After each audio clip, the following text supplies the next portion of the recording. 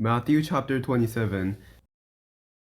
Very early in the morning, the leading priests and the elders of the people met again to lay plans for putting Jesus to death.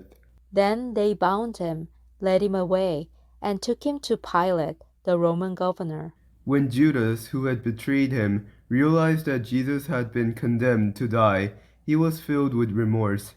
So he took the 30 pieces of silver back to the leading priests and the elders. I have sinned, he declared, for I have betrayed an innocent man.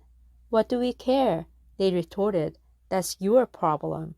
Then Judas threw the silver coins down in the temple and went out and hanged himself.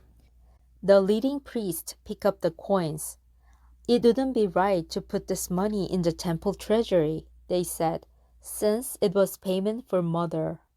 After some discussion, they finally decided to buy the potter's field, and they made it into a cemetery for foreigners. That is why the field is still called the field of blood. This fulfilled the prophecy of Jeremiah that says, they took the 30 pieces of silver, the price at which he was valued by the people of Israel, and purchased the potter's field, as the Lord directed. Now Jesus was standing before Pilate, the Roman governor. Are you the king of the Jews? The governor asked him. Jesus replied, You have said it. But when the leading priests and the elders made their accusations against him, Jesus remained silent. Don't you hear all these charges they are bringing against you? Pilate demanded. But Jesus made no response to any of the charges, much to the governor's surprise.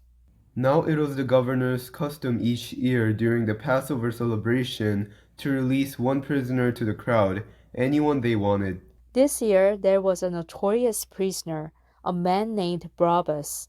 As the crowds gathered before Pilate's house that morning, he asked them, Which one do you want me to release to you, Barabbas or Jesus, who is called the Messiah?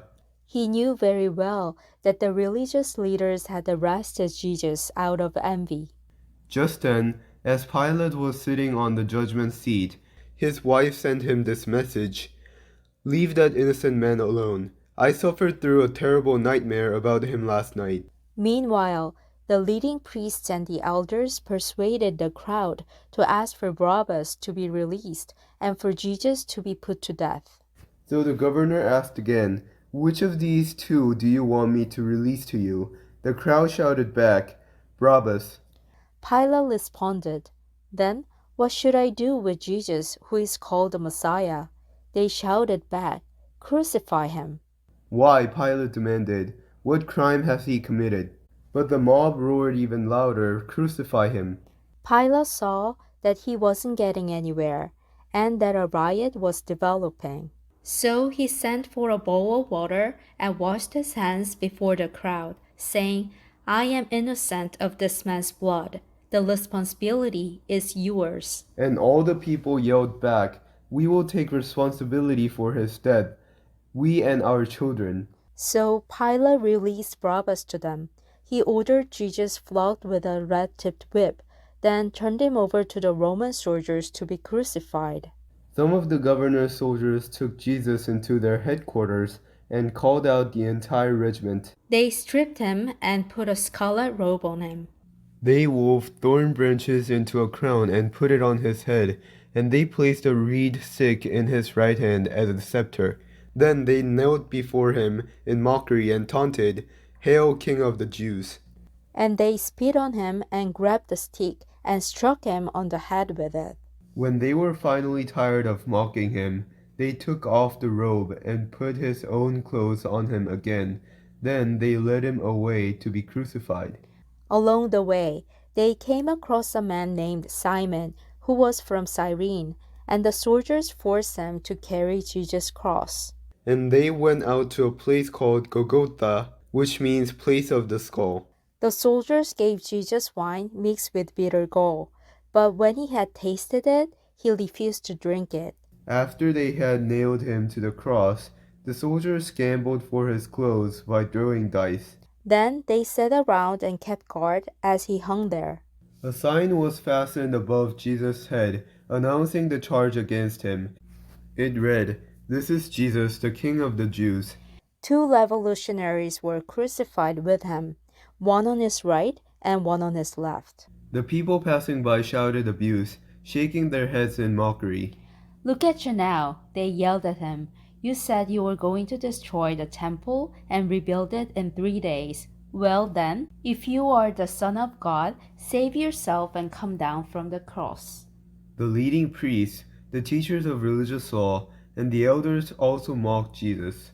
He saved others, they scoffed. But he can't save himself, so he's the King of Israel, is he? Let him come down from the cross right now, and we will believe in him. He trusted God, so let God rescue him now if he wants him. For he said, I am the Son of God. Even the revolutionaries who were crucified with him ridiculed him in the same way. At noon, darkness fell across the whole land until 3 o'clock. At about 3 o'clock, Jesus called out with a loud voice, Eli, Eli, lema sabachthani, which means, my God, why have you abandoned me? Some of the bystanders misunderstood and thought he was calling for the prophet Elijah. One of them ran and filled a sponge with sour wine, holding it up to him on a reed stick so he could drink. But the rest said, Wait, let's see whether Elijah comes to save him. Then Jesus shouted out again, and he released his spirit.